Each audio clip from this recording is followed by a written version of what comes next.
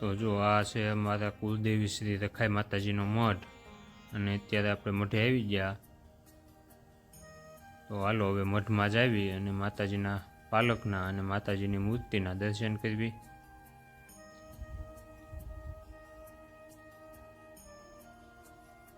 તો જો અત્યારે આ જે દેખાય છે એ માતાજીના મઠનો જૂનો થડો એટલે કે જૂનો પાલક છે, જેમાં માતાજીના ફળા ને એવું બધું સ્થાપિત કરવામાં આવેલું હોય છે.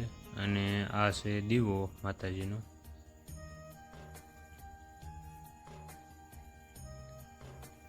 અને અહીંયા જો માતાજીને માનતાના સતરને એવું ચડાવ્યું હોય એ બધું ટીંગાય છે.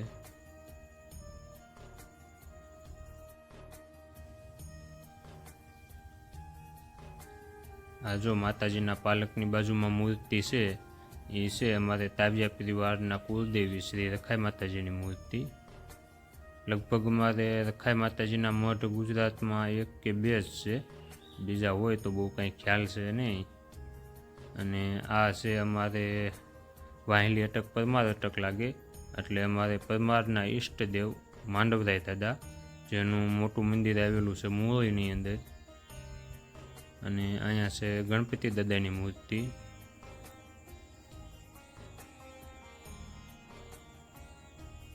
અને આ જો નીચે બધી ડિટેલ લખેલી છે. આ મૂર્તિની ક્યારે મૂર્તિ પ્રતિષ્ઠા કરવામાં આવી તે બધું લખેલું છે. અને અહીંયા માતાજીના નામ ને એવું બધું લખેલું છે બે બાજુ. આ બાજુ માંડવરાય દાદાનું નામ લખેલું છે. અને અહીંયા જો આરતી કરવા માટેનું ઓટોમેટિક નગારું છે. અને જો આ છે અમારે આ માતાજીના મઠમાં જે આ નવી મૂર્તિ મૂકેલી છે બધી, એની મૂર્તિ પ્રતિષ્ઠા કરવામાં આવી ત્યારની કંકોત્રી એને અહીંયા ફ્રેમ કરીને લગાડવામાં આવેલી છે.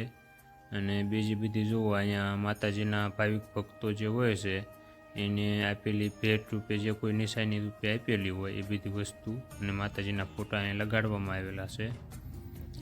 અને અહીંયા મઠની બહાર છે અમારે મહાકાળી માતાજીની મૂર્તિ.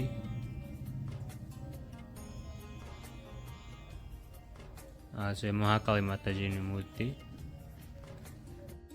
અને અહીંયા બહાર જુઓ અમુક માતાજીને માનતા કરી હોય નાળિયેરના તોરણની, એ તોરણ બધાય છે.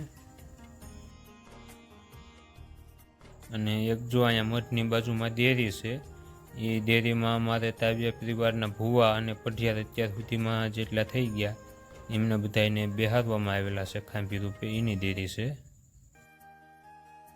અને જો અહીંયા મઠની બાજુમાં ફળિયામાં એક મોટો રૂમ છે, અને હમણાં એ રૂમમાંથી બીજા માળનું પણ કામ કર્યું, એ નવો માળ બનાવ્યો છે. અને આ દાદરાનું એવું અને પારાપીટનું કામ પણ હજી હમણાં જ કર્યું. અને આ દાદરાનું અને આગળ જે પાઇપની પારાપીટ છે એનું કામ એમે કર્યું હતું. અને આ બાજુ મઠની પાછળ રસોડું છે, અને આ નળિયાવાળું એક બેસવાની ઓસરી છે. અને આ જે દેખાય જાળીવાળું એ દાદાની દેરી છે, હમણાં મેં તમને બતાવી.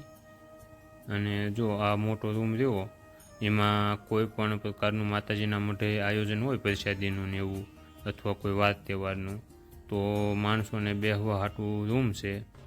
અને આમાં જો એક શટર છે અને એક ડેલો છે. અને ઉપલા માળે પણ આવડો જ જગ્યા છે.